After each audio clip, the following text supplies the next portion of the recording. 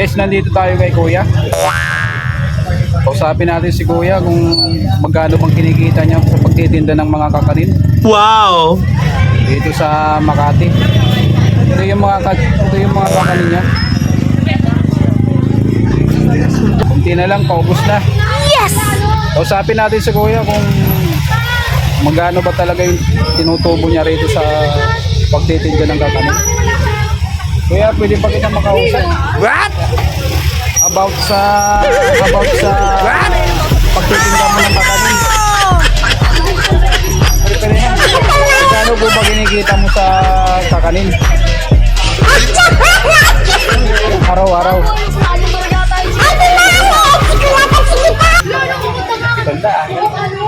Magkano kaya? Mga 700.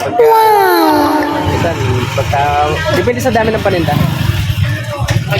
Pero magkano talaga yung angkat mo rito sa kakanin? Punan. Oo, punan mo. 2,000. Anong oras ka nagsisimula niyan, Kuya, sa pagtitinda ng kakanin? Madaling araw pa.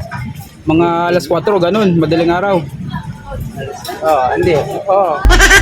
Gising alauna tapos mag-prepare ka. Tapos oras talaga yung pagtitinda mo mga Tapos aalis ka doon, ano na. Alas 4. alas 4, madaling araw. Tulak na. Buong maghapon yan, Kuya, ubos naman talaga yan, yung mga kakanin na yan. Wow! Natitira sila. Ha? Natitira din. May natitira din.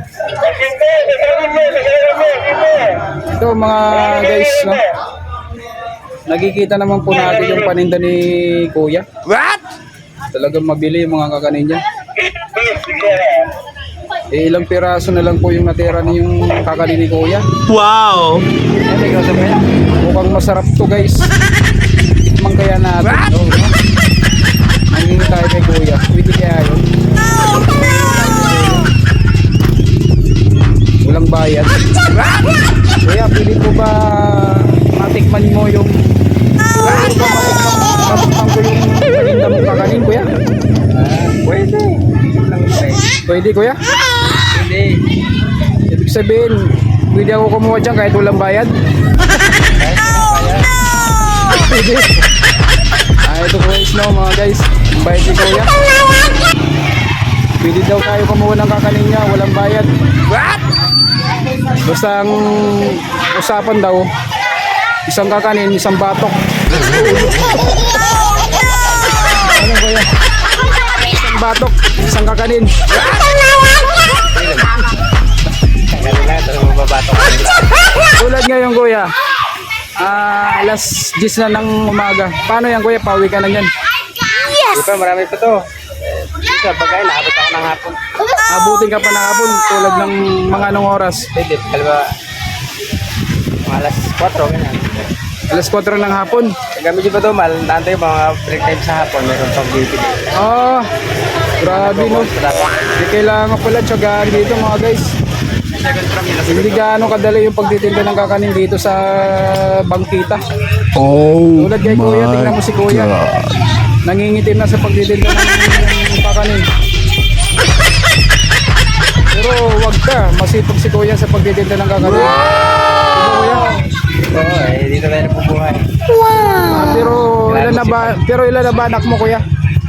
Dalawa. Ha? Dalawa lang. Wow! Yung dalawa anak ni Kuya. Pag dami ng anak, mahirap. Pero asawa mo, Kuya, ilan? Isa lang daw ang asawa ni Kuya. Wala, stick to one tayo. Wow! Tuwan daw. Pero pag hindi makita yung pero pag nasa labas siya, may kausap ng babae si Kuya. Stick to one. Masarap to, malinamnam. Wow! Pag makain nyo to, makakalimutan nyo yung problema nyo. Diba, Kuya? Kala ko, oo. Pag kinain ko ba itong kakanin mo, Kuya, makakalimutan ko ba yung problema ko dito, Kuya? Ano problema mo, tapos bubusog ka pa. Tingnan mo. Mga guys, pag kinain ko rin yung kakanin mo, Kuya, makakalimutan ko rin yung problema ko. Bubusog pa raw ako. Diba, Kuya?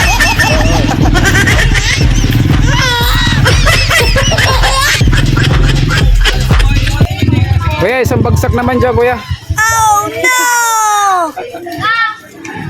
Eh, Ay, ba? Okay na mga guys, hanggang dito na lang po tayo.